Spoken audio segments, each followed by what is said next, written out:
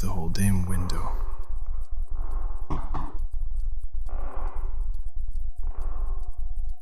Someone once told me a form is defined not by its shape, but by the space around it. I can't stand being in this damn space anymore.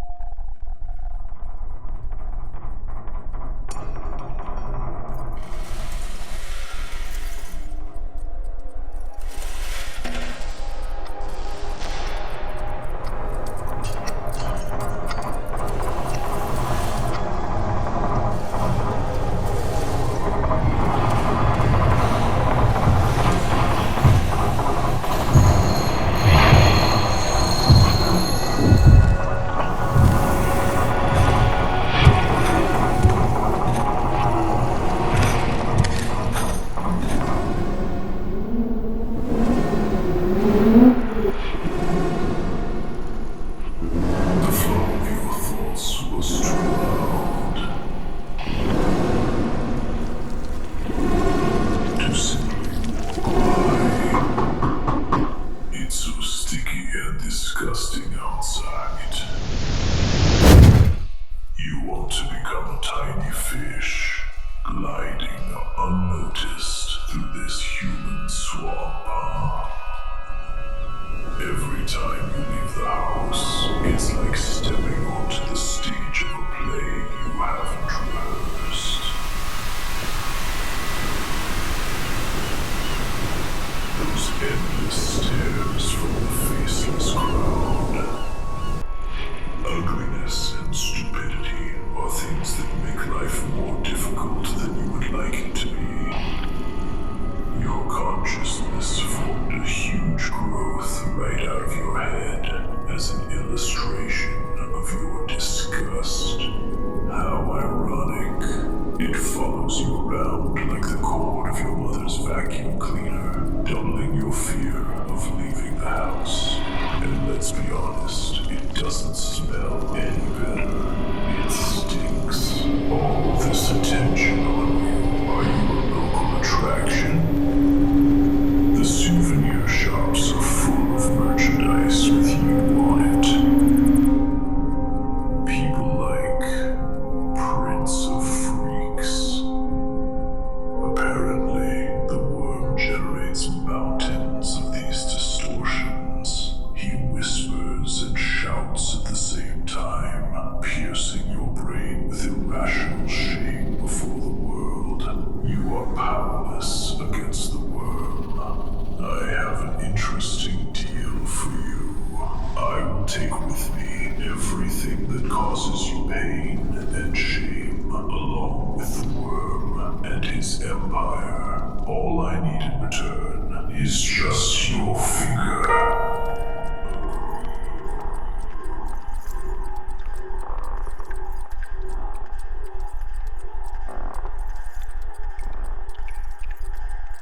This obsessive nonsense has been haunting for months.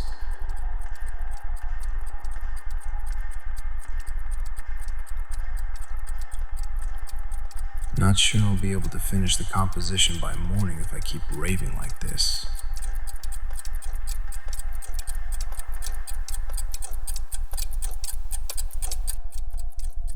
I need a couple hours of sleep.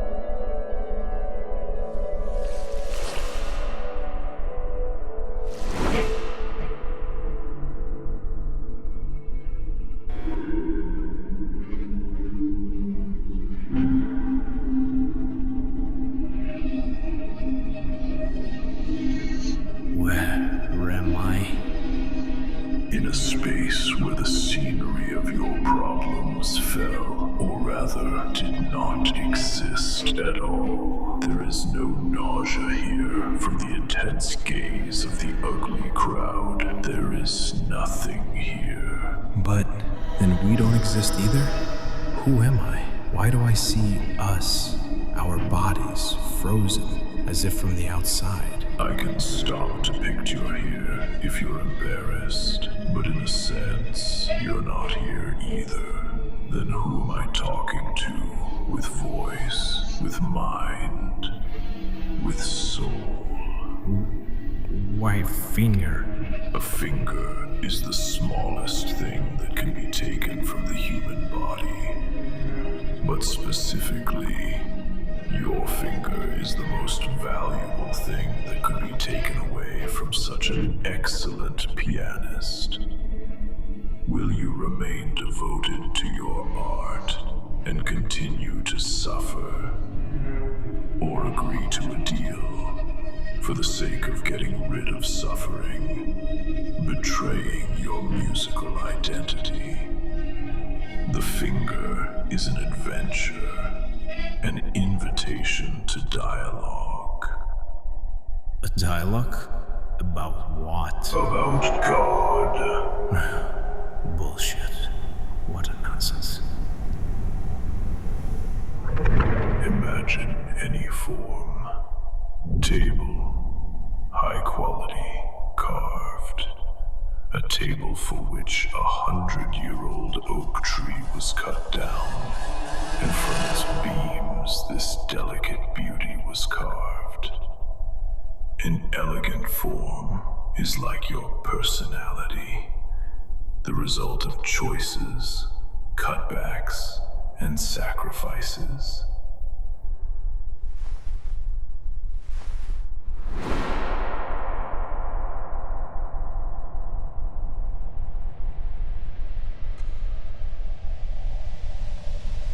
The shavings and dust which remained after its creation.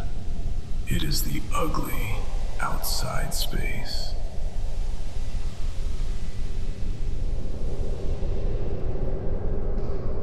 The rough echo of your thoughts.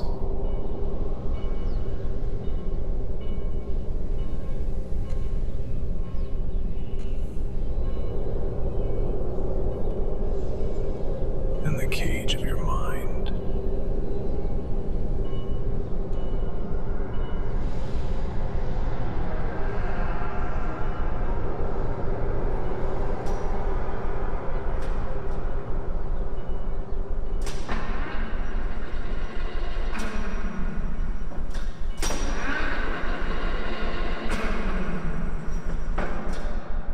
Everything has a cause and effect.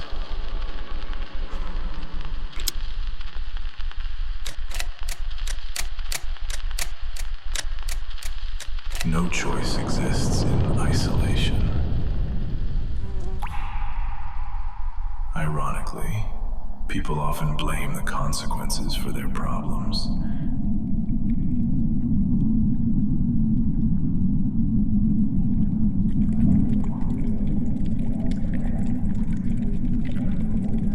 Rarely remembering the cause itself.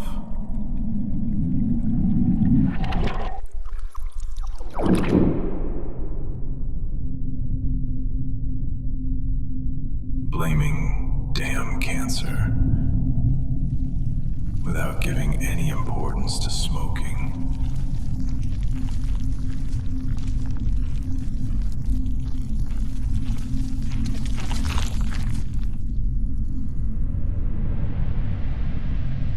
How human.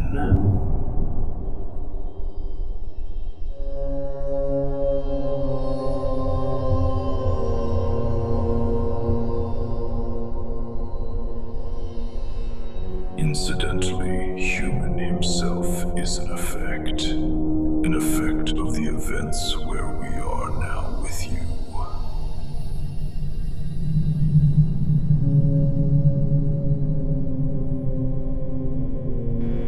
Have you ever wondered what happened the day before the Big Bang?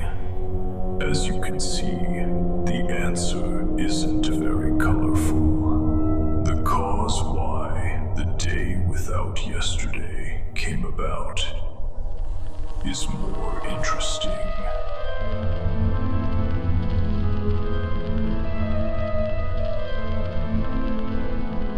Before is the abode of the unborn, only a static swarm, consorts of Nihil. We weren't anything. There was no context to be anything. We were nothing. Our body was light, but it did not shine because there was no darkness. Until time.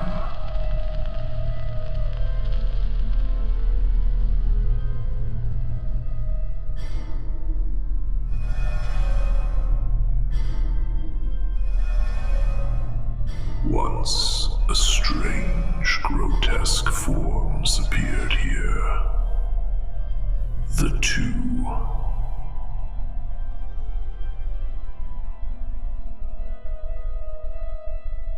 Seeing the nothing and frightened by the meaningless and static existence of flies, the two decided to take pity and give us a gift.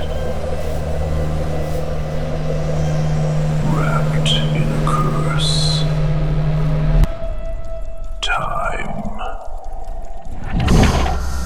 The two decided that everything needed structure, logic, a single rule, motion, and a shepherd. In an instant, the gift created a second, and the second created patterns of rules that instantly flowed into all possible events and their consequences at once. The space that knew no bounds suddenly found its measure, and the nothing began to form into something. Time gave context to space, and with context came ideas and thoughts. Such a novel and ruthless concept which began to tear flies apart from within. Their light, saturated to the brim with formlessness, now bent under the weight of strict logic and order.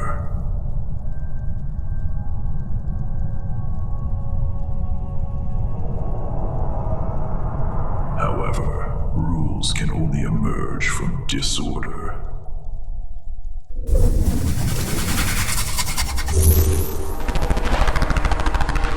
In chaos.